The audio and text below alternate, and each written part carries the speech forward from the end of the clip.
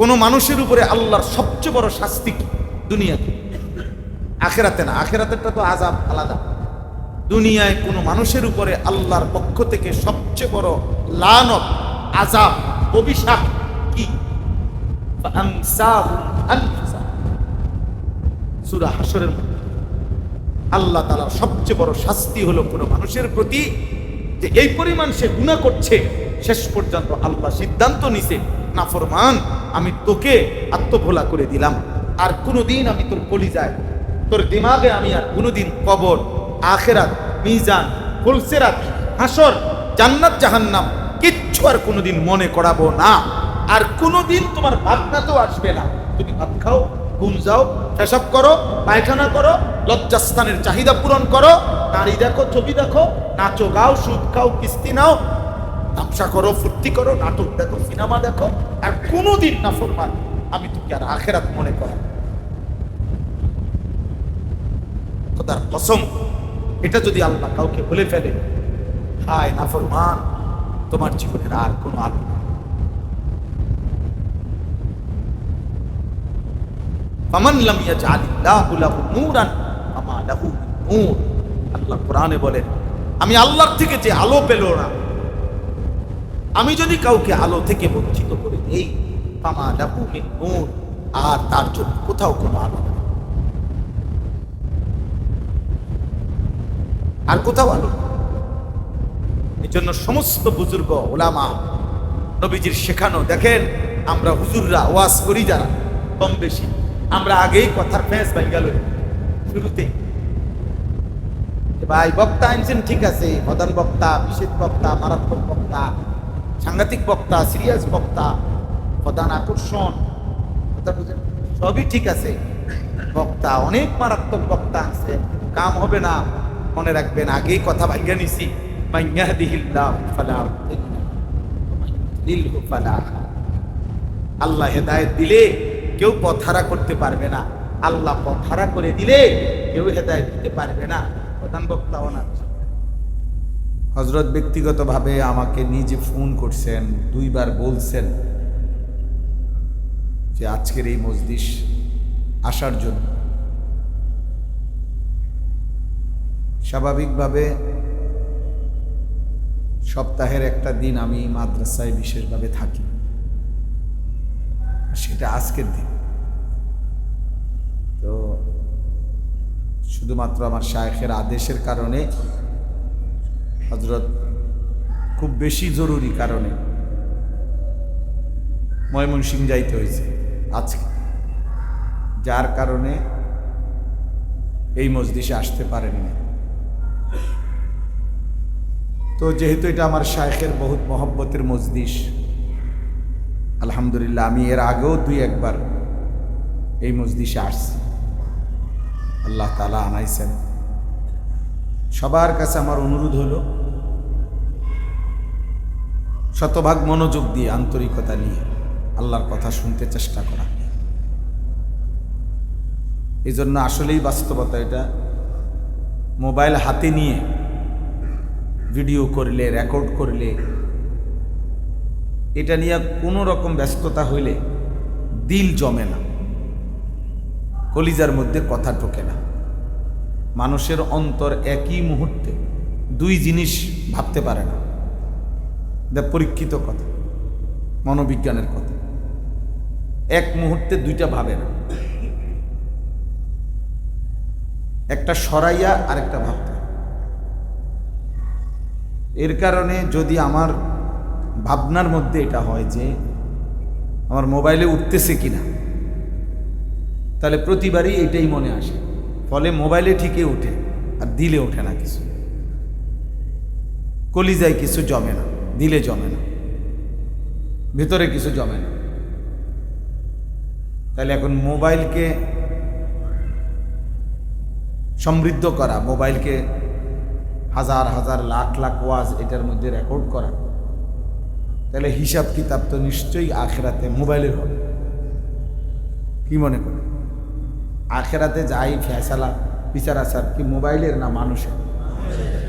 তাহলে মোবাইলকে এই সমৃদ্ধ করা কি ফায়দা? বরঞ্চ আমরা প্রত্যেকে আমাদের নিজের জন্যই আল্লাহর কথা শোনা দরকার। এই জন্য মোবাইল হাতে ধরলে মনোযোগ হয় না, আন্তরিকতা হয় না, দিল জমে না। দ্বিতীয় নম্বর হলো, প্রত্যেক মানুষের মধ্যে স্বভাবজাতভাবেই সৃষ্টিগতভাবে পরোপকার, অপরের কল্যাণ করার কিছু না কিছু মানসিকতা মানুষের মধ্যে সৃষ্টিগতভাবে আল্লাহ প্রদত্ত। মানুষ অন্যের জন্য কিছু করতে কম বেশি পছন্দ করে, ভালোবাসে। এটা একটা ভালো গুণ, মহৎ গুণ। কিন্তু কোরআনুল কারিমে আল্লাহ তাআলা খুব গুরুত্ব দিয়েছেন যে বান্দা, এক্ষেত্রে সবচেয়ে বড় যে ভুলটা করে মানুষ, সেটা হলো নিজেকে ভুলে যায়। নিজেকে ভুলে যায়। এই পরিমাণ জনকল্যাণমূলক কাজ করলো, এই পরিমাণ মানব সেবায় ব্যস্ত হয়ে গেল যে নিজের ঈমান, আমল, আখিরাত এ কথা ভুলে যায়। এজন্য কোরআনুল কারীমের মধ্যে আল্লাহ তাআলা খুব গুরুত্ব দিয়েছেন আত্মগঠন, আত্ম উন্নয়ন, আত্মসংশোধন, আত্মশুদ্ধি এটার প্রতি। ইয়া আইয়ুহাল্লাযীনা আমানু আলাইকুম আনফুসাকুম, হে ঈমানদারগণ তোমরা প্রত্যেকে, আলাইকুম আনফুসাকুম, তোমাদের নিজেদেরকে আঁকড়িয়ে দাও, নিজেদেরকে আঁকড়িয়ে দাও। মানে অন্যের সেবা বাদ দাও, এটা অর্থ না। এর অর্থ হইল নিজের ঈমান, আমল, আখিরাত, হালাল হারাম, আল্লাহর বিধান মানা, নবী সাল্লাল্লাহু আলাইহি সাল্লামের সুন্নাত অনুসরণ করা, এই ক্ষেত্রে খুব বেশি পরিমাণ যত্নবান হবে। ইয়া আইয়ুহাল্লাযীনা আমানু কু আনফুসাকুম ওয়া আহলিকুম নার, হে ঈমানদারগণ তোমরা নিজেদেরকে বাঁচাও এবং তোমাদের পরিবারের সদস্যদেরকে বাঁচাও জাহান্নামের আগুন থেকে। এখানে আলাদা করে বলছে নিজেদেরকে বাঁচাও এবং পরিবারের সদস্যদেরকে বাঁচাও। ইচ্ছা করলে একসাথে বলতে পারে, হে ঈমানদারগণ তোমরা নিজেদেরকে বাঁচাও, তাহলে আমিও শামিল, পরিবারওয়ালারাও শামিল।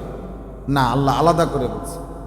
অর্থ হইল জীবন চলার পথে কখনো এমন হইতে পারে যে তোমার স্ত্রী, তোমার ছেলে মেয়ে কিংবা তোমার মা বাবা একেবারে আপন জন আল্লাহর পথে চলবে না, চলছে না, তখনও তুমি নিজেকে ভুলো না, তখনও তুমি নিজেকে ভুলো। আর আমি আর কি করবো, জিফুজ্জন কেউই কথা শুনে না, তো তারা যেটা কয় ঠিক আছে, আমি আর একজনে কি করব, ঠিক আছে। বউ বাচ্চা জন চাইতেছে তো ঠিক আছে, সুদেই নেই। বিবি বাচ্চা যেহেতু চাইতেছে, ঠিক আছে কিস্তি উঠাই। বউ বাচ্চা যেহেতু চাইতেছে, তো ঠিক আছে ফোলাফাইন মানুষ পরে রাগ করবে, যাক ডেক সেট বাজাইতে চাইতেছে, বিয়া শাদির অনুষ্ঠান, দেখ আল্লাহ ভরসা বাজা। এই যে খামখেয়ালি, তার মানে আপনি হেরে গেলেন কার কাছে? স্ত্রী পরিজনের কাছে। না, আল্লাহ তাআলা বলছে না, কু আনফুসাকুম, আলাদা করে বলছে।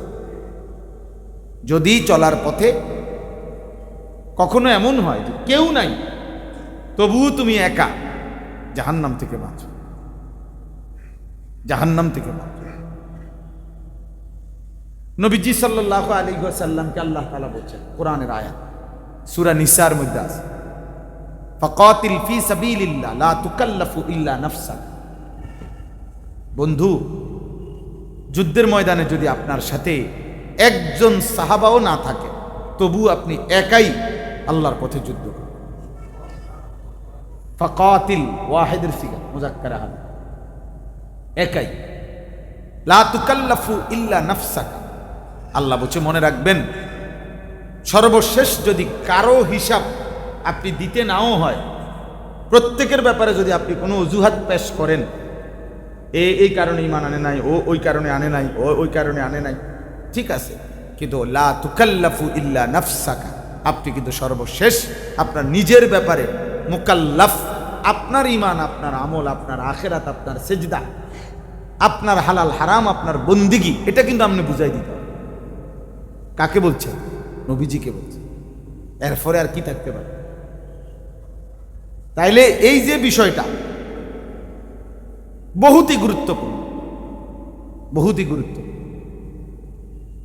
কেউ না থাকুক, আমার মা বাবা স্বজন স্ত্রী পরিজন সব বিরোধী হোক, তবু আল্লাহর নাফরমানি করা যাবে।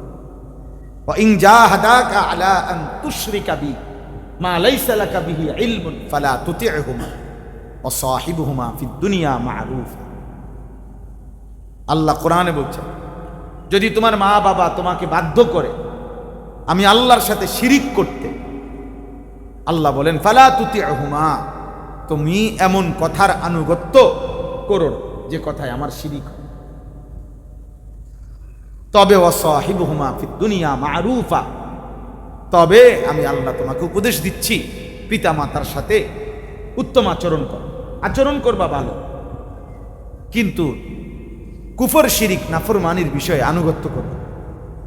তাহলে বাবা মাকেও প্রয়োজনে এই বিষয়ে তুমি বাদ দিতে হবে, মানে বাদ দিতে হবে, মানে তাদের হুকুম মানাটা ত্যাগ করতে।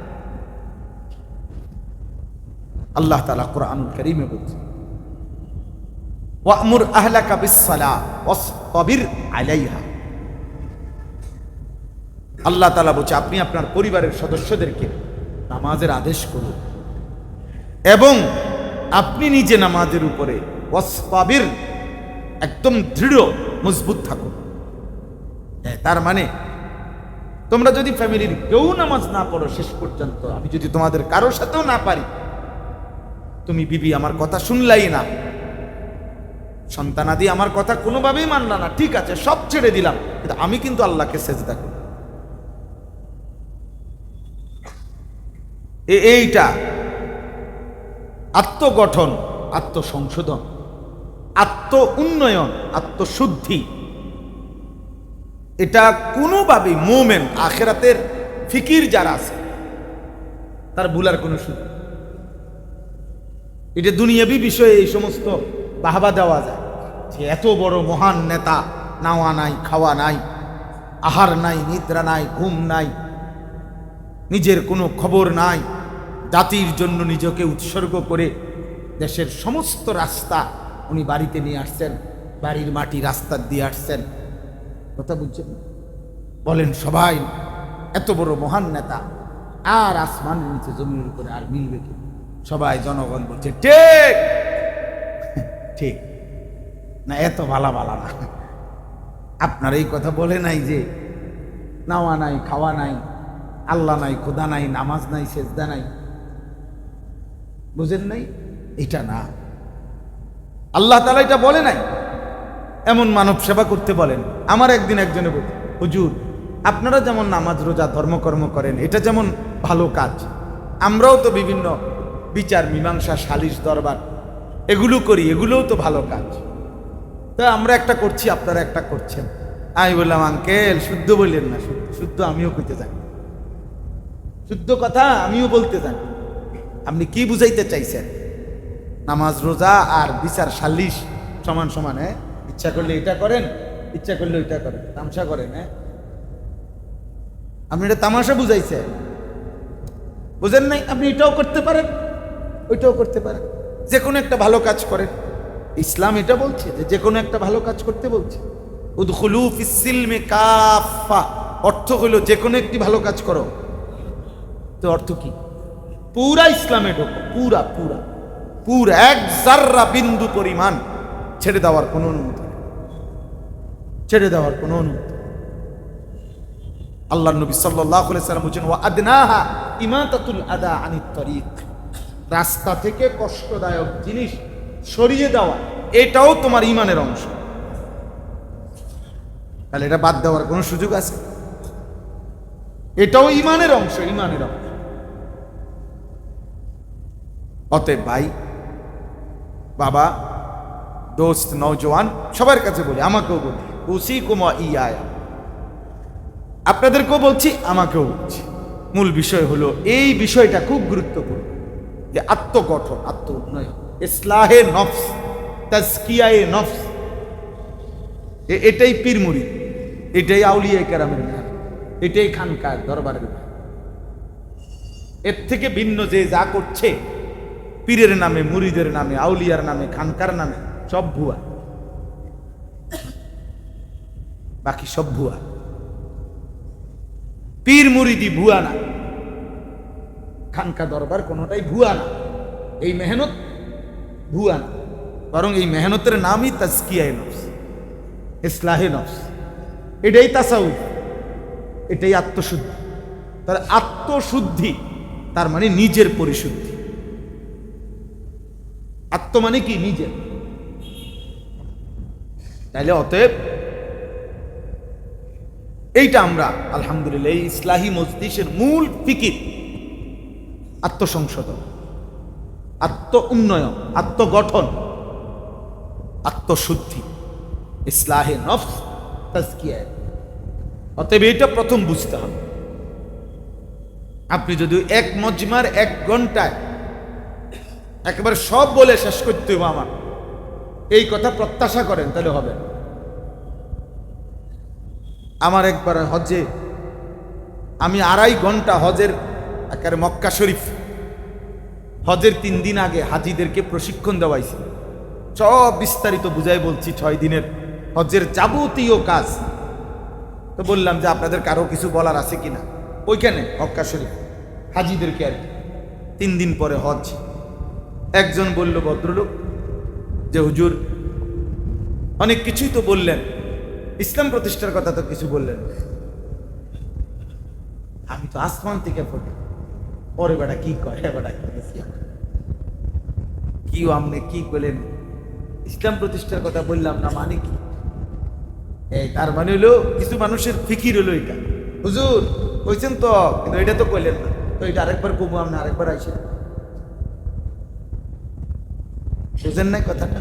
মানে উনি মাথাতে একটা ধরে রাখছে, এটা কইতেই হবে, এটা তো বললেন না, অতএব বাকিটি কোনো কথাই না, ওইটা কোনো কথা, এটা তো ঠিক। বরং শ্রেণী ভিন্ন, মজমা ভিন্ন, এতে করে ফায়দা বেশি হয়, এতে করে ফায়দা বেশি। একেবারে ক্লাস 1 থেকে এসএসসি পর্যন্ত বাচ্চা সব এক ক্লাসে বসাই দিলে পড়ার কোনো আগামাতা হয় না। এই জন্যই তো শ্রেণী ভিন্ন করা, স্তর ভিন্ন করা, যেটারে আমাদের দেশীয় ভাষায় বলে যে স্থান কাল পাত্র ভেদে কথা বলতে হবে।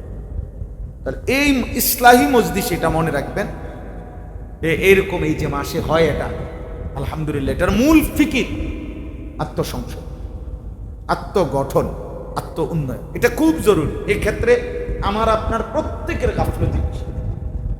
আপনি যদি ঘোষণা দেন যে ইনশাআল্লাহ আমরা আমাদের ইউনিয়নে আগামী 1 মাস বা 15 দিনের মধ্যে তোমরা কিশোর যুবক সবাই রেডি হবা, আমরা আমাদের ইউনিয়নের যতগুলো ভাঙ্গা রাস্তা আছে আমরা উদ্যোগে, স্বেচ্ছায়, নিজ উদ্যোগে আমরা মাটি, সুরকি, আইনা ভাঙ্গা আমরা আমাদের ইউনিয়নের সমস্ত রাস্তা ঠিক করে দেব। যারা যারা রাজি থাকবা, আগামীকাল মঙ্গলবার সকাল থেকে 8টায় আমরা অমুক জায়গায় একত্র হব, আমরা লাগাতার 15 দিন কাজ করব।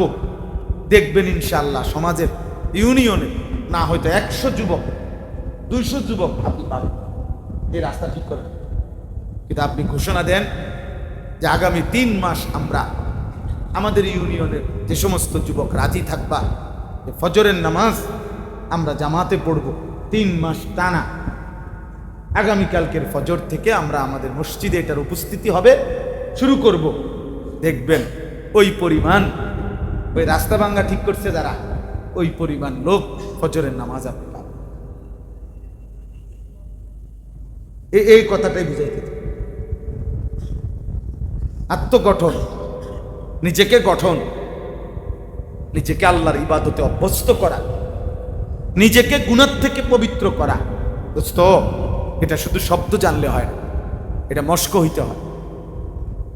গুনাহ আমার দ্বারা হবে না, আমল আমার দ্বারা ছুটবে না, এটার জন্য দীর্ঘ ঘষা মাজা, দীর্ঘ মেহনত, দীর্ঘ সান্নিধ্য, সোহবত, আল্লাহ ওয়ালার দীর্ঘদিনের, বিশ্বাস করেন এটা জরুরি, এটা ভীষণ জরুরি। অনেক দিনের, অনেক সাহচর্য দরকার, কারো সান্নিধ্য। কারো হাতে ঘষা মাজা, যিনি প্রতি মুহূর্তে ভুল ধরে দিবেন, যিনি প্রতি মুহূর্তে জিজ্ঞাসা করবেন আপনাকে যে 6 তাসবিহ দিছিলাম করছেন, বলেন এখন পড়ে।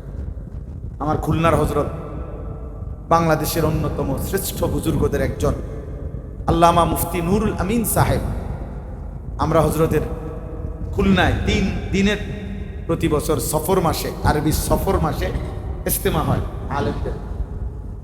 3 দিন ওলামায়ে কেরাম সেখানে থাকে, আমিও প্রায় যাই, প্রায় প্রতি বছরই থাকার চেষ্টা করি। আমার শায়েখও অনেকবার প্রতি বছরই যায় কম বেশ, পুরা 3 দিন না পারলেও 1 দিন 2 দিন থাকে। তো আমি হযরতকে আমরা দেখছি যে প্রত্যেক দিন হযরত 11:30 12টার দিকে একবার মুহাসাবা, সবার থেকে একটা হিসাব নেয় যে ওলামায়ে কেরাম, শাইখুল হাদিস, মুহতামিম সব, যে কালকের 11:30 থেকে আজকের এই 11:30 পর্যন্ত কার কোন সুন্নতটা ছুটে গেছে এটা দাঁড়াইয়া বলে। তো ধরেন মৌলানা সাহেব বলতেছে, হুজুর ঘুম থেকে উঠে যেই দোয়াটা পড়তে হয় আমি এটা ভুলে গেছি। হুজুর বলে এখন পড়, এখন পড়। আরেকজন মনে করেন দাঁড়ায় বলে যে হযরত বাথরুমে ঢুকতে যেই দোয়া পড়তে হয় এটা আমি পড়তে ভুলে গেছি। হযরত বলেন যে এখন পড়, এখন। এই যে ইসলাম সংশোধন। আমার শায়েখ আল্লামা মুফতি মুশতাকুর নবী কাসিম, আলহামদুলিল্লাহ, লাগাতার যদি 2-4 মাস সময় কেউ যদি তার সাথে আসে, বসে, সামনে থাকে, চলাফেরা করে, আশা করা যায় ইনশাআল্লাহ তাসবিহ পড়ার, আল্লাহর জিকির করার একটা মেজাজ তার মধ্যে তৈরি হয়েছে। কারণ উনি এমন সাংঘাতিক যে এইটার প্রতি আপনি কথার জো উড়াইবেন, উনি আপনারে বলবে। আমি অসংখ্যবার দেখছি, আমার নিজে একটা বড় কোনো কথার জো উঠাইছি, গফের একটা আসর বা ভালো কথাই, হুজুর বলবেন যে মাওলানা কত গেছি আমি লম্বা সফরে হুজুরের সাথে গাড়িতে, রাত্রে হয়তো কোনো একটা কথা উঠাইছি, মাত্র গুছাইয়া আনছি, হুজুর বলেন যে মাওলানা 10 বার কুল হুয়াল্লাহু আহাদ করলে জান্নাতে একটা ঘর তৈরি হয়, চলেন কয়টা ঘর বানাই, শেষ। মানে আমার এই যা গুছাইছিলাম এটার মাঠ, বুঝেন নাই কথা? এই যে তরবিয়ত, শায়েখ কি করে, পীর কি করে, সান্নিধ্য, অনেকে এটা ইদানিং জেনারেশন আইসা এটা বুঝতে চায়। আরে পীর মুরিদিটি ধোকা, ধোকা দেখছি বেটা, কতখানে দেখছি, শুধু খানা দানা, খিচুড়ি, বিরিয়ানি, হাঁস, মুরগা, গরু, ছাগলের একটা কারবার। তো আপনি কারবারে যান কার? আপনি গেলেন কেন কারবারের মধ্যে? আপনি জিজ্ঞাসা করে গেছেন যে পীর মুরিদি কাকে বলে, আউলিয়া কাকে বলে, আউলিয়ার মেহনতটা কি, তাসাউফের কাজটা কি? তো আপনি ভুল জায়গায় গেলেন কেন? এটা আমার দোষ। আপনি ফসা মাছ কিনলেন কেন? কথা বুঝেন না কথা? আপনি কেন কিনলেন ফসা মাছ? অতএব এটা জরুরি বিষয়। আমি আপনাদের কাছে ছোট্ট কথা এটা বুঝাইতে চাইলাম। আপনারা এই প্রত্যেকে, বিশেষ করে যারা মাদ্রাসায় পড়েন না, আপনাদের জন্য বিশেষ জরুরি। আমার ভাই, কোনো বক্তার ওয়াজ ভালো লাগে, অমুকের সুর ভালো লাগে, অমুক হুজুরের কথাগুলো ভালো লাগে, ইদানিং এই হুজুরের ওয়াজ অনেকে শোনে, অমুকের হুঙ্কার খুব মারাত্মক, অমুকে টান দেয়, সুর ভাল লাগে, এই সমস্ত আপনার ভাল লাগে দিয়ে আখেরাত। আপনার এই সামান্য মামুলি কথা, হুজুর আমি আপনাকে খুব মহব্বত, আচ্ছা করেন, আরে তো কি চাও? এরপরে ওই যে একটা ছবি উঠাই, উঠান, একটা ছবি উঠান, উঠাইয়া ফেরেস্তারে জমা দিয়ে, ফেরেস্তারে জমা দিয়ে, তাইলে এই সমস্ত শুকনা ভালোবাসা দিয়া আমারই কি আমনেরই কি? আমাকে যদি মনে করেন 1 কোটি মানুষ চিনে, তা আমার কবর রাজা মাফ তো আমি দিয়ে বলেন। আমারে এখনো ঢাকার একজন আলেমে দিন জিগাইছে গাড়িতে বসাও, আপনি কোনো প্রার্থী টার্থী হইবেন না? না, এত আজারে আমি বাংলাদেশে আলহামদুলিল্লাহ যে পরিমাণ প্রার্থীটা এখন চলতেছে, এবারে সিজনের মতো সিজন আর পৃথিবীতে আসে কিনা, যে কোনো মুহূর্তে ঘোষণা হইতে পারে যে 18 কোটি জনগণ প্রত্যেকেই প্রার্থী নিজ ভোটে নির্বাচিত। আলহামদুলিল্লাহ, আল্লাহর দান, আল্লাহ দিলেছে। এবার একটা সুযোগ যাইতেছে, কররা সুযোগ যাইতেছে। ইচ্ছা করলে কেউ 2-4টা দলেরও কি নিতে পারে, ইচ্ছা করলে একসাথে একটা 3-4টা মিলাইয়া একটা নতুন। তাহলে বললাম আমার ভাই, আমার বন্ধু, আমি প্রথম এই কথাটা বুঝাই, আমরা প্রত্যেকে ইসলাহে নফস, তাজকিয়ায়ে নফস, নিজেকে গঠন, এটা জরুরি। কারণ আখিরাতে শেষ পর্যন্ত আমার সাথে কেউ দাঁড়াবে না, আর আমাকে শেষ পর্যন্ত প্রত্যেকের ব্যাপারে, তোমার স্ত্রী কেন নামাজ পড়ে না, আল্লাহ আমি 1000 বার বলছি ও পড়ে না, আচ্ছা তোমার মেয়ে কেন পর্দা করে না, আল্লাহ আমি 1 কোটি বার বলছি ও ওখানে, আচ্ছা তোমার ছেলে কেন নামাজ পড়ে নাই, আল্লাহ আমি জানটা দিয়ে লাইছি হয় পড়ে না, আচ্ছা সবই বললাম। আল্লাহ বলল ঠিক আছে, সব অজুহাত শুনলাম, কিন্তু তুমি 365 দিনের 1 বছরে, খোদার 1 বছরে কোনোদিন ফজরের নামাজ পড়লা না, সেটা কি আমল? তুমি আনিসুর রহমান, তোমার আমল নামায় লেখা আছে একটানা 30 বছর তুমি সুদ খাইছো। তোমার বয়স যখন 60 তখনও তুমি বিড়ি খাও। তোমার বয়স যখন 60 তখনও তুমি কথায় কথায় গালি দাও। তোমার বয়স যখন 40 তখনও তুমি নারী দেখো, ছবি দেখো, নাটক দেখো, সিনেমা দেখো, এগুলো তখন কি জবাব হবে? কথা বলেন, তখন কি জবাব দিবেন? আমি কার কারণে পারলাম না, তুমি কি কারণে পারলে?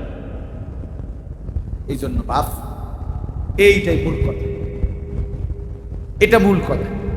অকুল্লু আতিহি ইয়াউমাল কিয়ামাতি ফারদা, আল্লাহ বলছে সকলেই কিয়ামতের দিন আল্লাহর কাছে আসতে হবে ফারদান, আই ওয়াহিদান, একজন একজন।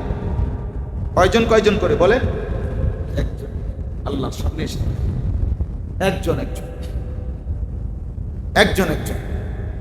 আল্লাহ বলছেন তোমারটা তুমি বলতে, তোমারটা তুমি বলতাম। জুর নাফসুম মা কদ্দামাত লিগাদ, প্রত্যেকেই পৃথক পৃথক, প্রতিটা প্রাণ, প্রতি আত্মা হিসেব করো, লক্ষ্য করো আজ দুনিয়া থেকে আগামীকালকের আখিরাতের জন্য তুমি কি পাঠাইছো।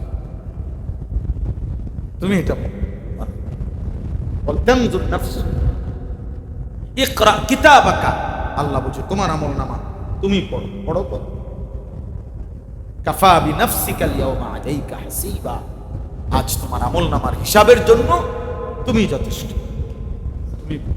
তুমি যোগ করো, তুমি বিয়োগ করো, 4 4 কত তুমি কও, 2 2 কত তুমি কও।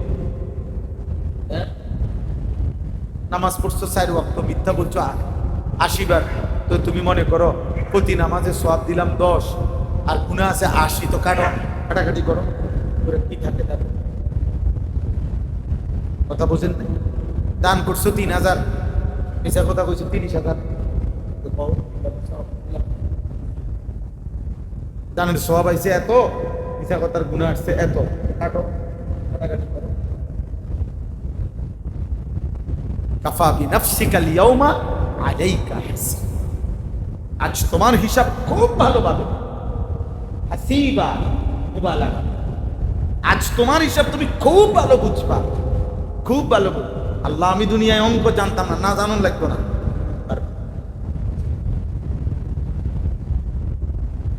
অতএব এই কথাটা কোরআনুল কারীমে আল্লাহ বহুভাবে বলছেন, বহুভাবে। এই জন্য আত্মভোলা হওয়া, আত্মভোলা, আমার শায়েখ আল্লামা মুফতি মুশতাকুর নবী সাহেব হুজুর সবসময় বলে, কোন মানুষের উপরে আল্লাহর সবচেয়ে বড় শাস্তি কি? দুনিয়াতে, আখিরাতে না। আখিরাতেরটা তো আযাব আলাদা। দুনিয়ায় কোন মানুষের উপরে আল্লাহর পক্ষ থেকে সবচেয়ে বড় লানত, আযাব, অভিশাপ কি?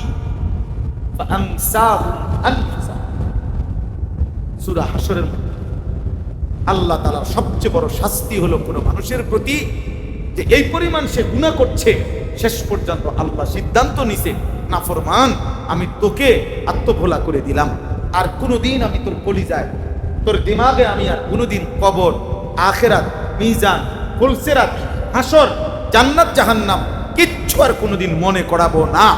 আর কোনোদিন তোমার ভাবনাতেও আসবে না। তুমি ভাত খাও, ঘুম যাও, পেশাব করো, পায়খানা করো, লজ্জাস্থানের চাহিদা পূরণ করো, নারী দেখো, ছবি দেখো, নাচো, গাও, সুদ খাও, কিস্তি নাও, তামসা করো, ফুর্তি করো, নাটক দেখো, সিনেমা দেখো, আর কোনোদিন না ফরমান আমি তোকে আর আখিরাত মনে করা। খোদার কসম, এটা যদি আল্লাহ কাউকে বলে ফেলে, হায় নাফরমান, তোমার জীবনের আর কোনো আলো নেই। ফামান লাম ইয়াজআলিল্লাহু লাহু নূরান ফামা লাহু মিন নূর। আল্লাহ কোরআনে বলেন, আমি আল্লাহর থেকে যে আলো পেল না, আমি যদি কাউকে আলো থেকে বঞ্চিত করে দেই, ফামা লাহু মিন নূর, আর তার জন্য কোথাও কোনো আলো নেই, আর কোথাও আলো নেই। এই জন্য সমস্ত বুজুর্গ ওলামা, নবীজির শেখানো, দেখেন আমরা হুজুররা ওয়াজ করি যারা, কম বেশি আমরা আগেই কথার ফেঁস ভাঙ্গা লই শুরুতে, ভাই বক্তা আনছেন ঠিক আছে, প্রধান বক্তা, বিশেষ বক্তা, মারাত্মক বক্তা, সাংঘাতিক বক্তা, সিরিয়াস বক্তা, প্রধান আকর্ষণ, কথা বুঝেন, সবই ঠিক আছে। বক্তা অনেক মারাত্মক বক্তা আছে, কাম হবে না। মনে রাখবেন, আগেই কথা ভাঙ্গা নিছি, মান ইয়াহদিহিল্লাহু ফালা মুদিল্লা ওয়া মান ইউদ্লিলহু ফালা হাদিয়া। আল্লাহ হেদায়েত দিলে কেউ পথহারা করতে পারবে না, আল্লাহ পথহারা করে দিলে কেউ হেদায়েত দিতে পারবে না। প্রধান বক্তা ওনার মানে এটা বক্তারা আগেই কথার ফেস ভাঙ্গা পাচ্ছে, ভাই আনছেন ঠিক আছে, খাওয়াইছেন, ভাত খেয়েছেন, কিন্তু হেদায়েত মূলত কার হাতে? পরিবর্তন মূলত কার হাতে? রাসূলুল্লাহ সাল্লাল্লাহু আলাইহি ওয়াসাল্লাম নবীজি নিজে পড়তেন যে উম্মত, আমি মাওলার শ্রেষ্ঠ মাহবুব, আল্লাহর কলিজার টুকরা, আমি তার বন্ধু, আমি তার বন্ধু, কিন্তু আমাকে আল্লাহ বলছে ইন্নাকা লা তাহদি মান আহবাবতা। দোস্ত আমার, বন্ধু আমার, আপনি খুব ভালোবাসলেও আপনি ইচ্ছে করলে একক ক্ষমতায় কাউকে হেদায়েত দিতে পারবেন না, হেদায়েত দিতে পারবেন আপনি পারবেন না। এই জন্য আমরা সবসময় বলি, যে যাই বলুক করে নবী দুশমন বলুক আর যাই বলুক, এটা আমরা এইখান থেকে ওইটাও বলি যে নবীর একক ক্ষমতায় সুপারিশ করবেন তিনি, কিন্তু তিনি কাউকে জান্নাত দিতে পারবেন না। সুপারিশ করা মানে জান্নাত দেওয়া নয়, সুপারিশ করা মানে আবেদন করা। সুপারিশ করা মানে কি? আবেদন করা। নবী সাল্লাল্লাহু আলাইহি ওয়াসাল্লাম বলছেন, বান্দা উম্মত, আমি বলছি আমি সুপারিশ করব, আমি জান্নাত দেব বলি নাই, আমি তরানেওয়ালা, আমি এটা বলি নাই, তুমি বললা কেন আমার উপরে? আমি তো বলি নাই আমি তরানেওয়ালা, তরানেওয়ালা তো আল্লাহ, আমি তো সুপারিশ করি। আল্লাহ নবী সাল্লাল্লাহু আলাইহি ওয়াসাল্লাম বলছেন, বুখারীর হাদিস, ইন্নামা আনা কাসিম আল্লাহু ইউতি। 23 বছরে আমি মুহাম্মদ আমার আল্লাহর যত ইলম, কোরআন, সুন্নাহ আমি তা বন্টন করেছি, বলেছি, আল্লাহু ইউতি, আল্লাহই কেবল ইলম দিয়ে থাকে। ইলম দেয় কে? আমি বন্টন করছি, আমি বিতরণ করেছি, আমি সকালে বলছি, আমি দিবানিশি বলে গেছি, বিতরণ করেছি উম্মত, কিন্তু মূলত ইলমটা তোমার কলিজার মধ্যে দিবে কে? এই কথা ভুলে যাওয়ার কোন চেষ্টা নেই। অনেক মানুষ এটা বুঝতে চায় না, কেউ বা কেউ বুঝাই দিছে নবী সুপারিশ করবে, আপনি কোনো চিন্তা করবেন না, আপনি মৃত্যুর দিন পর্যন্ত বিড়ি খাবেন, আপনি শুধু হাসরের ময়দানে দাঁড়াবেন, নবী বলবেন হ্যাঁ ওকে যাও যাও যাও, আপেল টাফেল কাটতে রাখছে ফেরেশতা, মালটা আপেল কাটা আছে, শুধু ঢোকো। আপনি মৃত্যু পর্যন্ত সুদ খাবেন, কোনো টেনশন করবেন না, নবী আছে, উনি হাসরের মাঠে দাঁড়াতে থাকবে, আপনার সুদখোরকে আপনি শুধু দাঁড়াইলে হইল কোন রকম জান্নাত বানানো হয়েছে আপনার জন্য। সুপারিশ মানে এই কথা বলেন না কেন? সুপারিশ মানে এই আল্লাহ সাল্লাল্লাহু আলাইহি সাল্লাম তাহলে ফাতেমাকে এই কথা কেন বললেন? নবীর মেয়ে ফাতেমাকে কেন বললেন, ফাতেমা আনকিজি নাফসাকে মিনান নার? ফজরের ওয়াক্তে নবী ফাতেমা রাদিয়াল্লাহু তাআলা আনহাকে ঘুম থেকে উঠাইতেন নবীজি নিজে, আর বলতেন কুমি লিসসালামা, ফজরের নামাজে উঠো মা, নিজেকে জাহান্নাম থেকে বাঁচাও। ফা ইন্নী লা উগনি আনকি মিনাল্লাহি শাইআ, আমি মুহাম্মদের মেয়ে বললে কিয়ামতের দিন আমি তোমার কোনো উপকার করব না।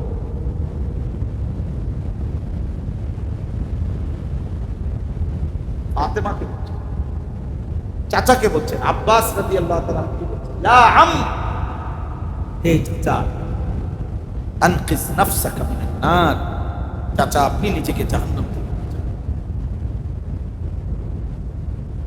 আমি আপনাকে ফা ইন্নী লা উগনি আনকা মিনাল্লাহি শাইআ, কিয়ামতের দিন মুহাম্মদের চাচা বললেন আমি কোন উপকার করব না।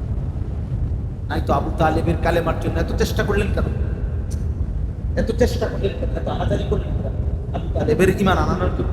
এটা তো নবী নিজেই বলতে পারে, আরে রাখো, কিছু তো ব্যক্তিগত আমার আছেই, হ্যাঁ টেনশন করো, 2-4-5 জন ব্যক্তিগত যে রুমেও ব্যস্ত না দিতে এলে আপনার সেটা, হ্যাঁ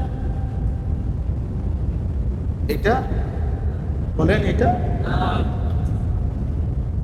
রাসূলুল্লাহ সাল্লাল্লাহু আলাইহি ওয়াসাল্লাম তার ইজ্জত সম্মান মর্যাদা আপনি আমি নিজে বানাবো কেন? আপনি আমি বানাবো কেন? মহান আল্লাহ যা বলছেন তা কি কম না? তা কি কম? আল্লাহ নবী নিজে যা বলছেন তা কি কম?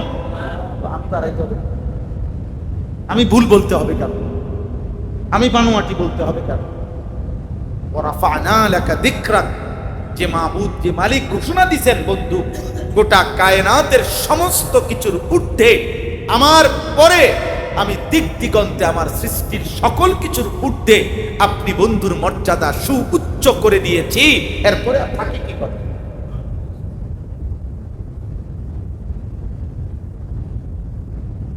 অতএব আমরা, আমার বক্তব্য এটাই, একদিনের ওয়াজে এক মজলিসে বসে আপনাকে আমি জুনায়েদ বাগদাদি বানাই দেব না।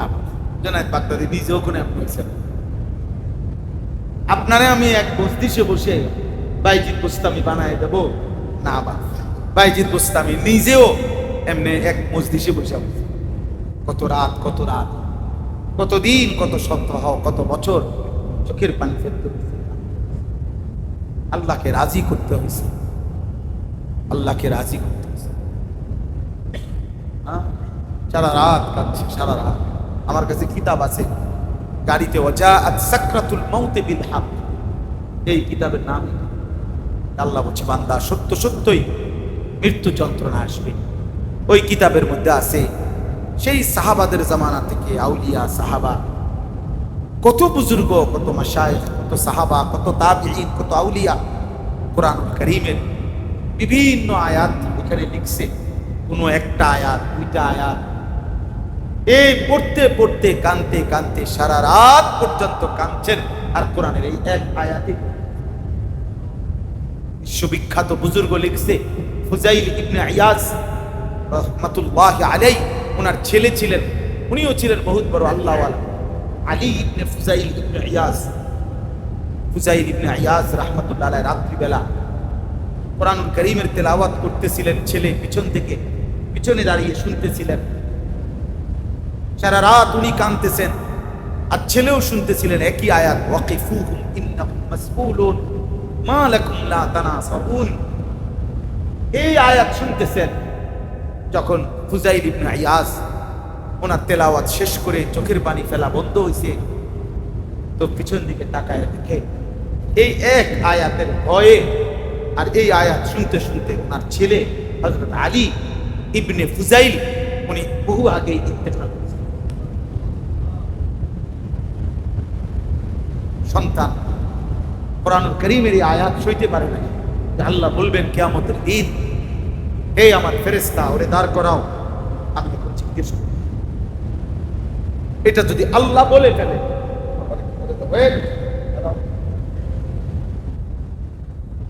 আমি এখন জিজ্ঞেস করি, এই কথা যদি আল্লাহ কাউকে বলে ফেলে, আল্লাহ নবী বলছে তোদার কসম উম্মত, আল্লাহ যদি কারো হিসাব হাসরের দিন একটা শব্দ একটা পৃষ্ঠা আল্লাহ যদি হিসাব দেখতে চায়, যদি বলে হিসাব দেখাও খোলো, মান্নু কিসা উযিবা, নবীজি বলছেন তাহলে নিশ্চিত সে জাহান্নামে যাবে। আম্মা জান আয়েশা রাদিয়াল্লাহু তাআলা আনহা জিজ্ঞেস করছেন, ইয়া রাসূলুল্লাহ তাহলে সহজ হিসাব কেমনে হবে?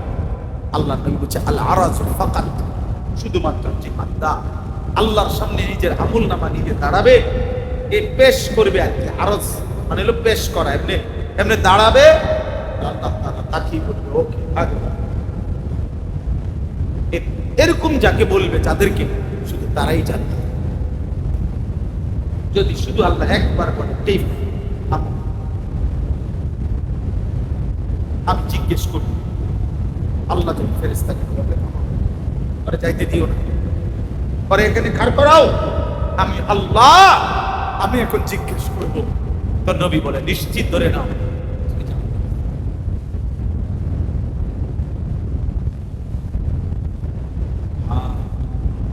অতএব এই কথাইটা উনি শুনছিলেন, এই কথার ভাবতে ভাবতে ওখানেই মারা গেছে, ওখানেই মারা গেছে।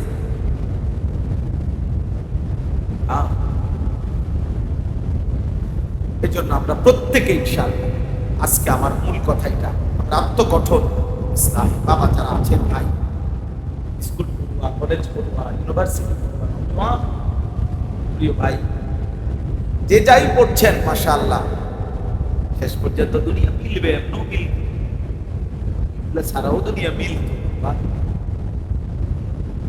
ছাড়া কত মূর্খ, কত বকলক, কত নাম দস্তখত করতে জানে না, টিপসই দেয়, দুনিয়া হাজার হাজার কোটি কোটি টাকা ভোগ করতেছে, খায় ঘুমায়, বাড়ি গাড়ি। আমি এমন মূর্খ মানুষের বাড়ি দেখছি যে একেবারে মূর্খ মানুষ, ওনার বাড়িতে গেছি, দেখছি বাড়ির দরজার সামনে বারান্দা আপনার 4টা গাড়ি 24 ঘন্টা রেডি থাকে, বস যখন যেটা করতে চাই প্রতিটা গাড়ি বলবো যে ন্যূনতম দাম 1 থেকে 1.5 কোটি টাকার নিচে গাড়ি, বস যেটা দেবে, বস হলে যে বর্ডারে জিগেলে যে ভাই সারা বস মানুষ না পায়জামা, বস বানান করে, বসও হয়ে যাচ্ছে না, বসটাও হয়ে যাচ্ছে। দুনিয়া তো করছে না, দুনিয়া তো পাইছে আমরা। আমি ছোট করছি না কারো পড়ালেখাকে, আমার উদ্দেশ্য এই কথাটা শুধু শুধু বাতের জন্য, শুধু দুনিয়া একটু ভালো, একটু ভালো, কি ভালো খাইয়া পড়া ভালো,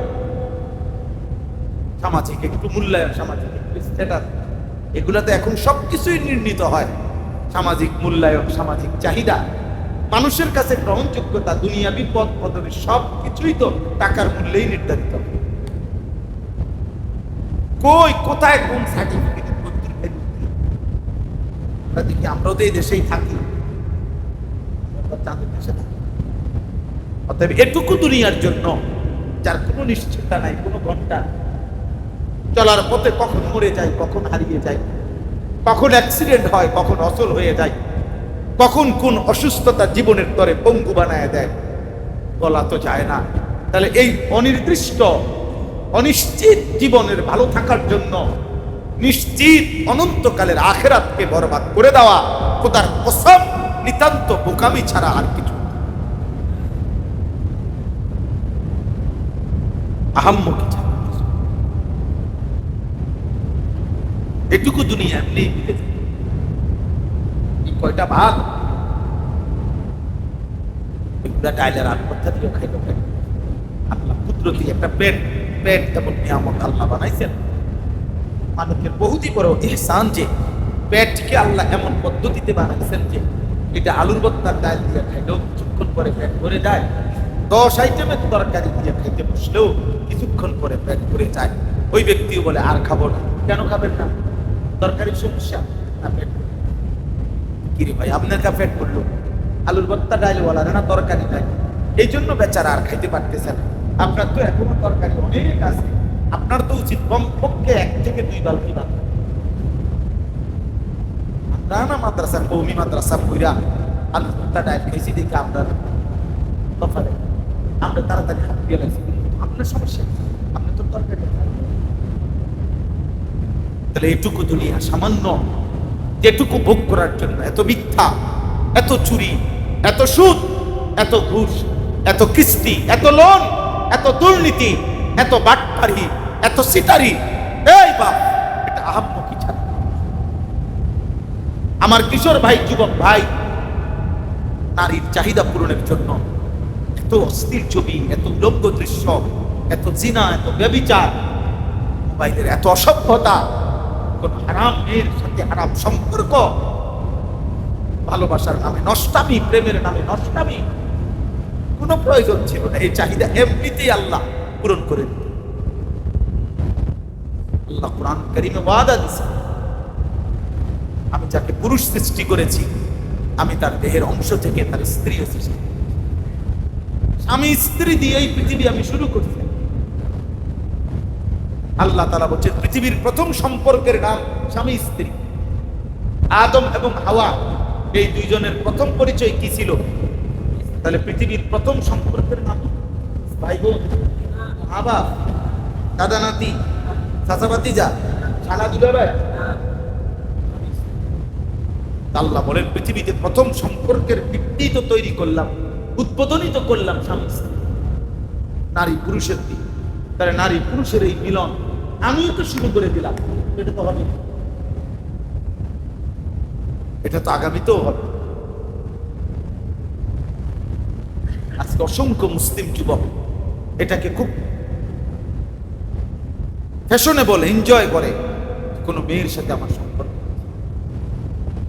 3 বছরের রিলেশন, জি না, 3 বছরের জিনা, 4 বছরের রিলেশন, না না, ইংরেজি কইেন না, ইংরেজি বুঝলাম, ইংরেজি মাইরেন না, বাংলা বল, আরবি বলে জিনা, ব্যভিচার, বিবাহ বহির্ভূত ছেলে মেয়ের, খোদার কসম, যেই কোন সম্পর্ক বিবাহ বহির্ভূত ছেলে মেয়ের, যেই কোন সম্পর্ককে জেনা বলে, জেনা জেনা জেনা জেনা বলে, এটা ব্যভিচার। যে হুজুর আমি শুধু ওর সাথে কথা বলি আর কিছু না, না, আপনি শুধু জিনা করেন, চোখের জেনা, কথার জেনা। আমি শুধু ওর সাথে ওর হাত একবার ছুঁয়েছি, ওই একবার জিনা করছে। হাত দিয়ে ছুঁইলে জিনা হয়, চোখ দিয়ে দেখলে জিনা হয়, কান দিয়ে শুনলে জিনা হয়, জিহ্বা দিয়ে বললে জিনা হয়, পাও দিয়ে পাশে গেলে হেঁটে গেলে জিনা হয়, অন্তর দিয়ে ভাবলে জিনা হয়, লজ্জাস্থান দিয়ে অপকর্ম করিলে জিনাই। নবীজি জিনাল আইন, জিনাল আইন, চোখের জিনা, হাতের জিনা, পায়ের জিনা, কানের জিনা, অন্তরের জিনা, লজ্জাস্থানের জিনা। নবীজি এগুলো বললেন। অতএব বিবাহ বহির্ভূত কোনো প্রেম হয়, বিবাহ বহির্ভূত কি হয়? জিনা হয়। বলেন কি হয়? বলেন কি হয়? জিনা। আর এটা দরকার ছিল না, তুমি চয়েস করার কোনো দরকার ছিল না, তোমার সৃষ্টিকর্তা তোমার জন্য চয়েস করে রাখছে, তোমার জন্য সৃষ্টি করে রাখছে। অতএব আমরা যদি প্রত্যেকে ফিকির করি, আমার শেষ অনুরোধের মূল কথা, আমি 4টা আয়াত পড়ছি সূরা ফাতিহার, আর এই অল্প একটু, এই 4টা আয়াতের তর্জমা বললে আমার কথা শেষ। কিন্তু আমার মূল বক্তব্য আমি এটা বুঝাইতে চাই, আপনারা যারা প্রত্যেকে, আপনাদের কাছে আমাদের অনুরোধ, কোনো না কোনো আল্লাহওয়ালা মুত্তাকি আলেম দ্বীনের সাথে, আল্লাহওয়ালার সাথে এ পরিমাণ সম্পর্ক করেন যে উনি যেন আপনার প্রতি মুহূর্তে সংশোধনের ফিকির করেন, ওনার হাতে নিজেকে সঁপে দেন, বলেন হযরত আমি শুধু আপনার কাছে আসছি, মাঝে মধ্যে যখন যা পারি 200, 500, 1000 হাদিয়া দেবো, পারলে দিন দাও, হ্যাঁ, যখন যা পারি তা দিম, আর আপনি আমার ব্যস্তটা ঠিক করে রাখেন না, এটা আপনি আমার সংশোধন করবেন, আপনি আমাকে সংশোধন করবেন, আমার ভুলের ইসলাম করবেন। नहीं कुछ और ख्वाहिश आपके दर पे मैं लाया हो, मिटा दीजिए मैं मिटने ही को आया हो। ख्वाजा अजीजुल हसन मजसूब रहमतुल्लाह अलैह, हकीमुल उम्मत मुजद्दिदुल मिल्लत हजरत मौलाना शाह अशरफ আলী থানভী rahmatullah আলাইহির দরবারে গেছিলেন। ভারতীয় উপমহাদেশের ব্রিটিশ পিরিয়ডে মুসলিম কোন ব্যক্তি সর্বোচ্চ যতটুকু জ্ঞানী হইত ব্রিটিশ আমলে, এবং মুসলিম কোন ব্যক্তি সর্বোচ্চ ব্রিটিশ আমলে সর্বোচ্চ যেই পদে চাকরি করতে পারত জেনারেল লাইনে, উনি ছিলেন ওই পদে চাকরি করতেন। ওইখান থেকে ছেড়ে দিয়ে হাকিমুল উম্মত থানভী রাহমাতুল্লাহর কাছে আইসা তিনি যখন নিজের হাত রাখছেন মুরিদ হওয়ার জন্য, তো থানভী রাহমাতুল্লাহ ওনাকে জিজ্ঞেস করছিলেন, জনাব আপনি কেন আসছেন আমার কাছে? আপনি এত বড় মানুষ, দুনিয়ার লাইনে আপনি সরকারের উচ্চ পদস্থ কর্মকর্তা ব্রিটিশের, যেই জমানায় মানুষ গরুর গাড়ি টং গাড়ি দিয়ে চলত, গরুর গাড়ি দিয়া, ওই সময় উনি ঘোড়া দিয়ে চলতেন, ওই মানুষ। তো থানভী রাহমাতুল্লাহ জিজ্ঞেস করার পরে উনি বলছেন, হযরত নিহি কুছ और ख्वाहिश आपके दर पे मैं लाया हूं, আপনার নিকটে আমি অন্য কোনো ইচ্ছা আশা আকাঙ্ক্ষা নিয়ে আসি নাই। তাবিজ না, পানির পরা না, ব্যবসার উন্নতি না, দোকানের উন্নতি না, কোনো কিছু না, বরং আমি এসেছি একটাই উদ্দেশ্যে, মিটা দিজে, আপনি আমাকে মিটিয়ে দেন। मैं मिटने ही को आया हो, আমি নিজেকে বিলিয়ে দেওয়ার জন্য আসছি, আমি যেন ভুলে যাই আমাকে, আমি যেন পেয়ে যাই আল্লাহকে। ভুলে যাই কাকে? নিজেকে। পেয়ে যাই কাকে? আল্লাহকে। এই ভারতীয় উপমহাদেশের অন্যতম বুজুর্গ কুতুবে আলম আরিফ বিল্লাহ হযরত মাওলানা শাহ হাকিম মোহাম্মদ আখতার রাহমাতুল্লাহ আলাইহি, যিনি জগৎ বিখ্যাত আউলিয়া কুল শিরোমণি ছিলেন, তিনি ওনার বিখ্যাত কিতাব আছে রূহ কি বিমারিয়া और उनका इलाज। আমার ঢালকানগর হযরত বাংলাদেশের অন্যতম শ্রেষ্ঠ বুজুর্গদের একজন আরিফ বিল্লাহ হযরত মাওলানা শাহ আব্দুল মতিন বিন হুসাইন দামাত বারাকাতুহুল আলিয়া, হযরত যেই কিতাবের অনুবাদ করছেন আত্মার ব্যাধি ও প্রতিকার, ওই কিতাবের মধ্যে আছে মুসা আলাইহিস সালাম, মুসা নবী আল্লাহকে একদিন জিজ্ঞেস করছিল, আল্লাহ আপনাকে আমি কিভাবে পাবো, আপনার কাছে আমি কিভাবে যাব, আপনার সান্নিধ্য আমি কিভাবে পাবো? আল্লাহ তাআলা তখন বলছেন, দা নাফসাকা ওয়া তাআল ইলাইয়া, মুসা তোমার নিজেকে তুমি ছেড়ে দাও, নিজেকে তুমি ভুলে যাও, আমি আল্লাহর কাছে এসে যাও। আমি ছাড়ো, আমি ছাড়ো। ইবলিসের পাপ কি ছিল? ইবলিস যখন আল্লাহ জিজ্ঞেস করছে কেন সেজদা করলা না, এই ইবলিস প্রথম শব্দ কি বলছে? আনা, আনা, আমি। আল্লাহ বলছে কি কইলা? আমি। আচ্ছা তো কিসে? আনা খায়রুম মিন, আমি ওর চাইতে উত্তম। আল্লাহ বলছে আচ্ছা হ্যাঁ, তুমি আদমের চাইতে উত্তম, ফখরুজ ইন্নাকা রাজিম, আজকের থেকে বেটা সেজদা দিলি না। কেন বললি আনা? আমি রবের সামনে অহংকার করলি, আমি আবার কি বেটা? ফখরুজ, বের হ, আজকের থেকে তুই নাফরমান, রাজিম, বিতাড়িত, মারদুদ। বিতাড়িত, বিতাড়িত রাজিম বলা হয় এমন বিতাড়িতকে যাকে মূলত পাথর মারতে মারতে তাড়িয়ে দেওয়া উচিত। কি মারতে মারতে? পাথর মারতে মারতে যাকে বিতাড়ন করা উচিত তাকে বলে রাজিম। প্রমাণ কি?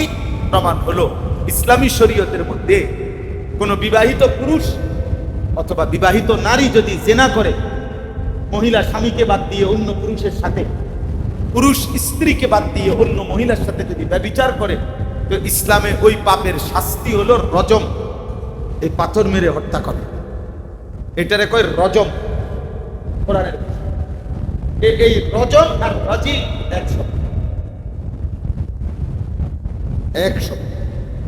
এই জন্য আল্লাহ তাআলা পৃথিবীবাসীকে দেখাইছে শয়তান কেমন রাজিম। পৃথিবীবাসী আমি প্রতি বছর কম করে দেখাবো। আল্লাহ বলছে আমি প্রত্যেক বছরই দেখাবো। প্রতি বছর আমার 30 লক্ষ হাজি হজ্জের সময় তারা মিনার মধ্যে 3 দিন টানা শয়তানকে পাথর মারে। কেন? সে রাজি। সে মূলত কি বলেন না? এই জন্য দুস্থ আধ্যাত্মিকতা মানে কি? আনা ভুলে যাও। তাসাউফ মানে কি? ইসলাহে নফস মানে কি? সবচেয়ে বড় আত্মশুদ্ধি মানে কি? কোন আল্লাহওয়ালার সোহবতে, আল্লাহর কোন হক্কানি রব্বানি মুত্তাকি কোন মাশায়েখের সান্নিধ্যে গিয়া নিজেকে এইভাবে গড়া যে আমি যেন ভুলে যাই আমাকে, আমি যেন পেয়ে যাই। এটা তাসাউফ, এটা আধ্যাত্মিক। অনেক হুজুরের সাথে আমার পরিচয় আছে, বুঝছি। বিভিন্ন হুজুরের সাথে আমার আসা যাওয়া আছে, জানছি। অনেক লোকদের হুজুর মনে কিছু নেবেন না, কিছু কথা আমরাও জানি, তারপরেও আবার শিউরের জন্য আপনাকে জিজ্ঞেস করি। আচ্ছা, শুদ্ধ মারে না, মানে অতিরিক্ত শিউর হওয়ার জন্য উনি জিজ্ঞেস করেন। এমন কি জানে, সবই জানে। আমি আলহামদুলিল্লাহ সর্বোচ্চ চেষ্টা করি এমন পণ্ডিতের কিছু না বলি, খুব চেষ্টা করি। চেহারা দেখলে আলহামদুলিল্লাহ আন্দাজ হয় জানতে চাচ্ছে না পণ্ডিত। এটা তো বুঝা যে লাইনে মেহনত করে কম বেশি কিছুটা অভিজ্ঞতা তো তাই। আমাদের লাকসাম জংশন, রেলওয়ে জংশনে এক লোক ছিল, ওইটা আর কি আমরা শুনছি যে তোতলা না, এক লোক ছিল রেলওয়ে স্টেশনে কাজ করতো 18 বছর। তো এক লোক আখাউড়ার থেকে লাকসাম আসছে, আসার পরে ট্রেন থেকে নামছে, আরে ওই লোক জিজ্ঞেস করছে আরে কই থেকে আসছে। ওই লোক ছিল তোতলা, এই আখাউড়ার থেকে যে আসছে। ভাই এটা কৌতুক আর কি। বলছে যে ওই লোক মাত্র বলতেছে বুঝছি আখাউড়া। তো অন্য একজনে জিজ্ঞেস করছে আপনি এটা কেমনে বুঝলেন আখাউড়া? 18 বছর লাগছে। যদি আখ করলে আখাউড়াই না বুঝে, 18 বছর ধরে দর্শক কি গাছ কাটবে? আউলিয়া বুঝে, ওলামায়ে কেরাম বুঝে, আল্লাহর প্রিয় বান্দারা বুঝে।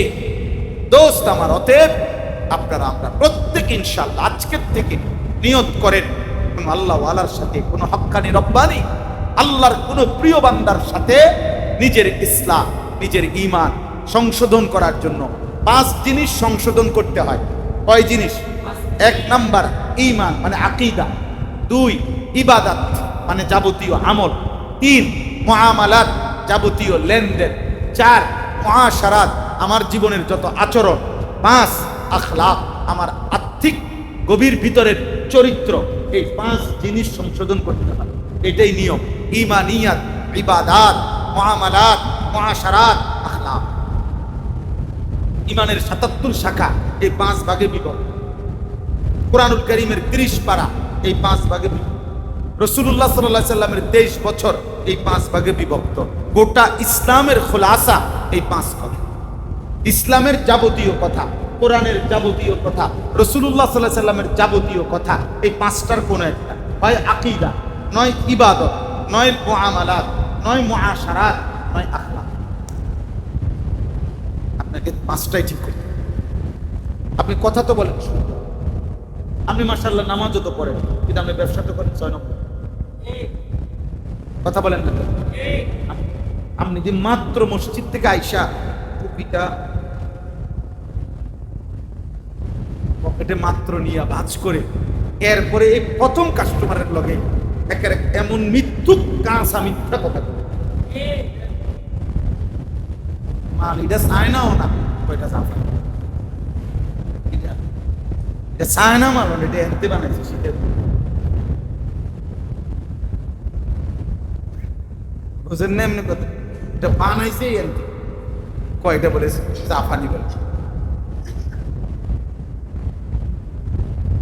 এত বড় মিথ্যা কথা বলে ফেলি, এতগুলো হারাম ব্যবসা উপার্জন করে না, তাহলে লেনদেন, তাহলে বোঝা গেল জীবনের এই 5টা সমান তালে গুরুত্ব দিতে হবে।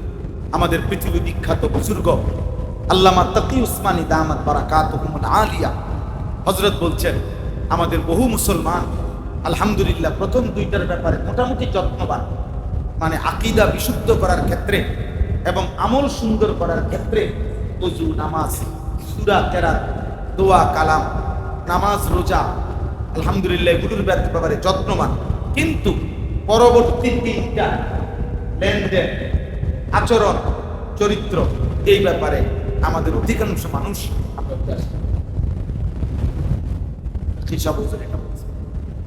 এই ব্যাপারে আমাদের উদাসীনতা অনেক, আমাদের লেনদেনের স্বচ্ছতা আমরা ইচ্ছা করি জিজ্ঞাসাও করি। আমাদের বাংলাদেশের একজন বড় বুজুর্গ আছেন হযরত মাওলানা আবুল বাশার মোহাম্মদ সাইফুল ইসলাম, ঢাকা একটা বড় মাদ্রাসার শেখুল হাদিস, একজন বিদগ্ধ গবেষক, একজন আলেম, লেখক। বাংলা ভাষায় বর্তমানে খুব জনপ্রিয় একটা তাফসীর আছে, তাফসীরে তাওজীহুল কোরআন, আল্লামা তাকি উসমানী দামাত বারাকাতুহুর লিখিত, এটা অনুবাদ করছেন, অনেক সুন্দর। এই কলেজ পড়ুয়া ভাই, জেনারেল ভাই আপনারা পড়বেন, তাফসীরে তাওজীহুল কোরআন, 3 খণ্ড, 1200-1300 টাকা দিবে, মাকতাবাতুল আশরাফ থেকে প্রকাশিত, অনেক সুন্দর। বাংলা ভাষায় কোরআনের তর্জমা কত সুন্দর হইতে পারে আপনি এটা পড়লে বুঝবেন, এর চাইতে সুন্দর বাংলা তর্জমা আমার জানা মতে নাই। এত সুন্দর ওই অনুবাদটা যিনি করছেন হযরত অনেক বড় আলেম হযরত মাওলানা আবুল বাশার মোহাম্মদ সাইফুল ইসলাম, উনি একটা সুন্দর বই লিখছেন যে ইসলামের পরিণীতি বোধ, মানে ভারসাম্যতা, ইতিদাল, এই বইটার নাম ইসলামে মধ্যপন্থা ও পরিণীতি বোধ, বইটার নাম। এই বইটার মধ্যে উনি একটা কথার প্রসঙ্গে লিখছেন, কিংবা আমাদের দেশের উপার্জনকারীরা, ব্যবসায়ীরা বা উপার্জন করে যারা, তারা যে পরিমাণ আমাদের আলেমদের কাছে তাদের ব্যবসা এবং উপার্জনের উন্নতির জন্য তাবিজ, যার ফুট পানি করা তেল করার জন্য আসে, তার যদি 100 ভাগের 1 ভাগ হালাল হারামের মাসআলা জানার জন্য আসতো, তো এই মানুষগুলো সব আউলিয়া হয়ে যেত। বুঝেন নাই কথাটা? হুজুরদের কাছে আসে হইল, হুজুর এমন কোন তাবিজ তোমার এমন কিছু আছে কিনা, লাল কালি দিয়া লিখে দিবেন, ছোট কাগজটা ঝুলাইয়া রাখলে কাস্টমারের যেন একটা ফিড়াফিড়ি লাগে,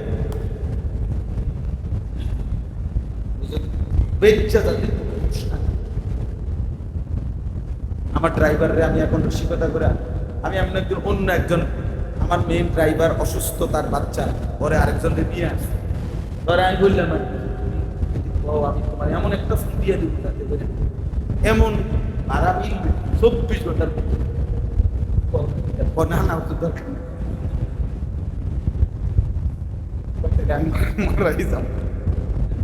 তাইলে বুঝাইলাম যে মানে এই জন্য আসে, দেখবেন আপনি বহু দোকানে গেলে দেখবেন, বহু ব্যবসা, মানে এখান দিয়ে একটা লাল কাগজ ঝুলানো, এনে অমুক দোয়া,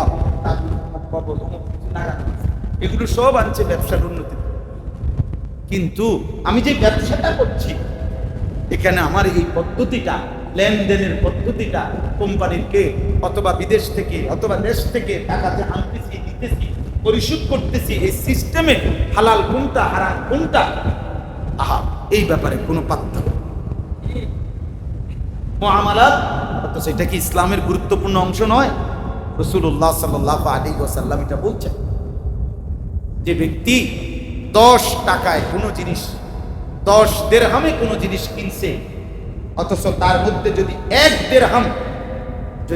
দিরহাম যদি সেখান থেকে হারাম হয়, মানিশতারা শাইআন বিআশারাতি দারাহিম, যে ব্যক্তি কোনো জিনিস কিনলো 10 দিরহাম দিয়ে, 10 টাকায় 1 টাকা হারাম, আল্লাহর কসম নবীজি বলছে, আল্লাহ তাআলা ওই জিনিস তার কাছে যতক্ষণ আছে তার কোনো ফরজ নফল কোনো বন্দিগি আল্লাহ কবুল করবে না, করবে না, করবে না।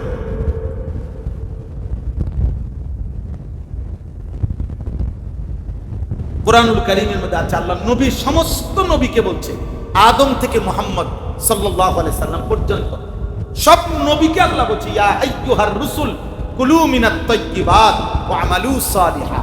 আগে হে রাসূলগণ, আগে হালাল খাও, অতঃপর সমস্ত নেক আমল করো। কি গুরুত্বপূর্ণ না? কথা বলেন না? তাই আপনি মসজিদে টাকা 30,000 দিচ্ছেন, মাশাআল্লাহ, ভালো কথা, দান সদকা সওয়াব পাবেন, কিন্তু ওই যে কাটাকাটি হবে, বুঝেন না? আমি না বললাম শুরুতে গুনার কারণে কাটবে না, তো তখন টাকা তো 30,000 দান করছেন, মাশাআল্লাহ, কিন্তু আপনি যে মোট 1 লাখ টাকা সুদ নিছেন,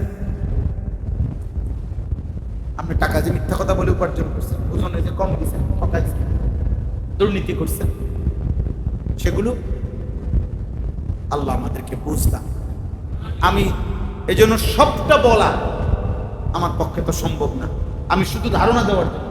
মুআশারা, আচরণ, আচরণ কি? আমি একজন আনিসুর রহমান, আমার জানতে হবে এই পৃথিবীতে আমি ব্যতীত আল্লাহর যত সৃষ্টি আছে মানুষ সহ বাকি সৃষ্টির প্রত্যেকের সাথে আমার আচরণ কি হবে, এটারে কয় মুআশারা। ও আমার মা, ইনি আমার আব্বা, এনার সাথে আমার আচরণ, এ আমার স্ত্রী, তার সাথে আমার আচরণ, ওটা আমার ছেলে মেয়ে, তাদের সাথে আমার আচরণ, আমার চাচা জ্যাঠা, আমার সাথে ওনাদের সাথে আমার আচরণ, উনি আমার চাচতো চাচা, আপন চাচা, উনি আর উনি তফাৎ আছে, উনি আর উনি তফাৎ আছে, ইনি আমার চাচা, ইনি আমার মামা। এই চাচা এবং মামা শরীয়তের হুকুমের মধ্যে তফাৎ, ইংরেজিতে তফাৎ, ইংরেজিতে আনখেন, ইংরেজিতে কি নাই তফাৎ, কিন্তু কোরআন সুন্নাহর ভাষায় তফাৎ। চাচা এবং মামা সেম এক না, দাদা এবং নানার হুকুম সেম, বুঝছে? শরীয়তের মাসআলা আপনাকে এটা জানতে হবে। একটা পাখি, একটা গাছের পাতা, একটা বিড়াল, একটা পিঁপড়া, তার সাথে আমার আচরণ থাকবে কি বলে? মুআশারা। এরপরে আখলাক, মানে যাবতীয় উত্তম স্বভাব আমার ভিতরে আনা, মন্দ স্বভাব চেষ্টা। যেমন মনে করেন প্রচন্ড রাগ, এটা উত্তম স্বভাব না মন্দ স্বভাব? এটা দূর করার চেষ্টা। ধৈর্য ধারণ, এটা উত্তম স্বভাব না মন্দ স্বভাব? এটা আমার চেষ্টা, এটা আমার চেষ্টা। এই এরকম প্রত্যেকটা বিষয় অল্প অল্প করে হলেও এগুলো সহজ। আপনি যদি বলেন এত কিছু পারমনি, আপনি তো সব কিছুই পারেন, আপনিই তো ভাত খান, আপনি ঘুম খান, আপনি পেশাব করেন, আপনি দোকানদারিও করেন, আপনি ব্যবসাও করেন, আপনি মোবাইলও রিসিভ করেন, আপনি আপনার ছোট বাচ্চাটারও কোলে নেন, আপনি আপনার জি বিয়া দিলেন, আপনি আপনার বিয়ে করাইলেন, আপনি আপনার সংসার করেন, আপনার মার খবর নিলেন, আপনি শ্বশুর বাড়িতে বেড়াইতে গেলেন, আপনি শালার দুলাবের বাড়িতে বেড়াইতে গেলেন, আপনি পারেন না? সালাকি মারেন, কথা বলেন না কেন? আপনি এত কিছু কেমনে পারেন? আপনি না বলে পারেন না? আপনি যদি সব পারেন, একজন মানুষ চাইলে এত কিছু দুনিয়ার সংসারের করতে পারলে তো আখেরাত করতে পারবে না?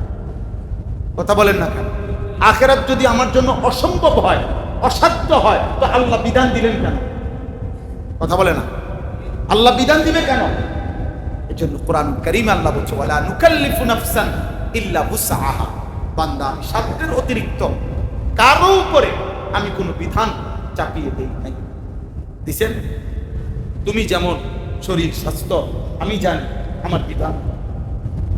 মনে করেন ওনার উপার্জন, ওনার কাছে আজকের 2025 সালে টাকাই আছে 30,000, এখন আল্লাহ বলে দিছে তুই রক্ত বেচ্চা হোক, কিডনি বেচ্চা হোক, এই বছর হজ দেওয়া তোমার উপরে ফরজ। এটাই তো শরীয়তের বিধান, তাইলে তাহলে সমস্যা কি? বলেন না? আজকে যদি এটা বলতো যে তুমি কিডনি বেচছে হইলেও কি যাইতে হইব, এটা নিয়ে শরীয়তের বিধান, তাহলে একজন মানুষ কোনোভাবেই দাঁড়াইতে পারতেছে না, কোনোভাবে মনে করেন তার কোমরে এমন সমস্যা, সে দাঁড়াইয়া থাকতে পারতেছে না, তো আল্লাহ বলে দিছে তারে রশি দিয়া দুই কান দিয়া টানা দিয়া হইলো তার করাইয়া নামাজ পড়াইতে হবে, এটাই শরীয়তের বিধান নাকি? তো তাইলে আল্লাহ সমস্যা করলো কই, ঝামেলা কই করলো? আল্লাহ তাআলা বলেন ইউরিদুল্লাহু বিকুমুল ইউসরা ওয়ালা ইউরিদু বিকুমুল উসরা। বান্দা বিশ্বাস করো, পুরা বিধান আমি আল্লাহ সাজাইতে গিয়ে তুমি বান্দার সহজ যেন হয় এটা আমি খুব খেয়াল রাখছি। ইউরিদুল্লাহু ইউরিদু, আল্লাহ আমি ইচ্ছা করে খেয়াল করছি আমার বান্দার যেন সহজ হয়। ওয়ালা ইউরিদু বিকুমুল উসরা, আমি মোটেই একটা বিষয় বান্দা বিশ্বাস করো আমি রহমান, আমি আরহামুর রাহিম, তুমি আমার হাতে বানাও, আমি তোমারে কষ্ট দেব কেন? আমি তোমাকে কষ্ট দেব কেন? আমি চেয়েছি তোমার যেন কষ্ট না, তুমি পারবা বাবা, তুমি দেখো, তুমি আগাও। চলেন আজকে থেকে আমরা সিদ্ধান্ত নেই আমরা আল্লাহকে মানব ইনশাআল্লাহ।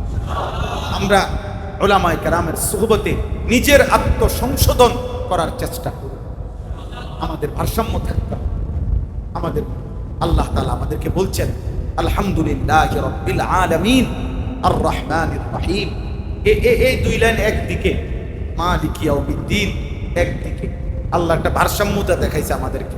আল্লাহ বলছে বান্দা সমস্ত প্রশংসা আমি আল্লাহর জন্য, কেন? যেহেতু আমি সৃষ্টি জগৎ সমূহের পালন কর্তা, সব আমি বানাইছি, সব আমি খাওয়াই, সব আমি পড়াই। আর রহমানির রহিম, প্রচন্ড দয়া এবং মায়ার কারণে আমি সব কিছুকে লালন পালন করছি, অতএব প্রশংসা আমারই করতে হবে, গোলামি আমারই করতে হবে। কিন্তু তবুও আমি যেহেতু সিদ্ধান্ত দিলাম যে আমি সব কিছুর পালন কর্তা, অতএব আমি খাওয়াবো পড়াবো, আমি যেহেতু রহমান, আমি যেহেতু দয়া মায়া করে বানাইছি, অতএব আমি আটকাবো না, সেজদা দিলেও খাওয়াবো, না দিলেও, ডাকলেও না ডাকলেও, ঈমান আনো কুফরি করো, তবে শুধু বান্দা একটা কথা মনে রাখবা, মালিকি ইয়াউমিদ্দিন, আজ আমি দুনিয়ায় দিয়ে যাব, ডাকলেও দেব না ডাকলেও দেব, সেজদা দিলেও দেব না দিলেও দেব, আজকে দুনিয়ায় আমি দিয়ে যাব, তবে আমি কিন্তু বিচার দিবসের মালিক, আমি আজ যা দিলাম আগামী দিন আখিরাতে তা হিসাব। অতএব তুমি যেন তোমার ভারসাম্যতা ব্যালেন্স করো, ব্যালেন্স। আজ আমি সব দেব, ঠিক আছে, তুমি দেবো না, তুমি আমার সেজদা না দিলে ভাত বন্ধ, না না না ভাত খাও, তুমি আমার নাফরমানি করলে আমি দুনিয়া ভোগ করতে দেব, কিন্তু মালিক ইয়াউমিদ্দিন, আমি বাদশাহ, আমি রাজাধিরাজ, যিনি বাদশাহ তিনি আদরও করেন, তিনি শাস্তিও করেন। অতএব তুমি তোমার মধ্যে ভারসাম্য, খামখেয়ালি করো না বান্দা, খামখেয়ালি করো। আজ আমি সব দিলাম, আগামী দিন আমি সব হিসাব, একটা বিন্দু একটা নিঃশ্বাস আমি আল্লাহ ছাড়ব। আল্লাহ আমাদেরকে বুঝার তৌফিক দান করেন। অতএব এই শেষ কথা হলো আল্লাহ তাআলা বলেন, অতএব বান্দা আজকের দুনিয়া সব আমি দিয়েছি, আগামী দিনে আমি আখিরাতে সব হিসাব নেব।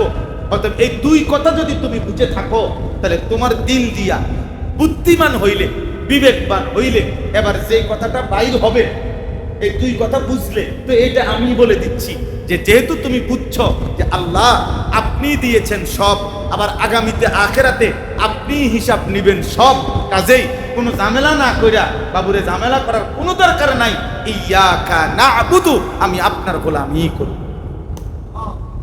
বিবেক থাকলে এটাই বলবা তুমি, কারণ তুমি অন্যদিকে যাইয়া করবা, তুমি চারিদিকের সব আমার, আবার হিসাবও নেব আমি, তো কোথায় যাবা? কোথায় যাচ্ছ? আইনাল মাফার, পালাবে কোথায়? ইলা রাব্বিকা ইয়াউমাইদিনিল মুস্তাকার, রবের কাছেই পাস। অতএব আল্লাহ বলেন তুমি এটাই বলো যে আল্লাহ আমি আপনার গোলামি করি। এবার আল্লাহ বলেন সাথে তুমি এটা বলে নাও, ওয়া ইয়াকা নাস্তাঈন, আল্লাহ আমি আপনার সাহায্য প্রার্থনা করি। কেন? আমি আপনার বান্দা, আমি দুর্বল, আমি অসহায়, কখনো অসুস্থ হয়ে যাই, কখনো ভুলে যাই, কখনো ক্লান্ত হয়ে যাই, কখনো ঘুম বেশি আইসা যায়, কখনো নফসের ধোঁকা খাই, কখনো শয়তানের ধোঁকা খাই, কখনো বন্ধুদের আড্ডায় পড়ে যাই। এই সব জায়গায় আমি দুর্বল হয়ে যাই, আপনার কাছে সাহায্য চাই। আপনি আমারে সাহস দিলে, সাহায্য করিলে, হিম্মত করে দিলে, আপনি আমারে দয়া করিলে আল্লাহ আমি গুনাহও ছাড়তে পারবো, আপনার গোলামিও করতে পারবো। আল্লাহ বলেন ঠিক আছে, আমি ওয়াদা দিলাম। নবীজির জবান দিয়ে আল্লাহ ওয়াদা দিছে সূরা ফাতিহার মাধ্যমে, বান্দা যদি দিল থেকে আমি আল্লাহর কাছে চায় তো ওয়ালি আবদি মা সাআলা, আমি আল্লাহর ওয়াদা, আমি বান্দা যা চাচ্ছে চেয়েছে আমি নিশ্চিত তা তাকে দিয়ে দেব।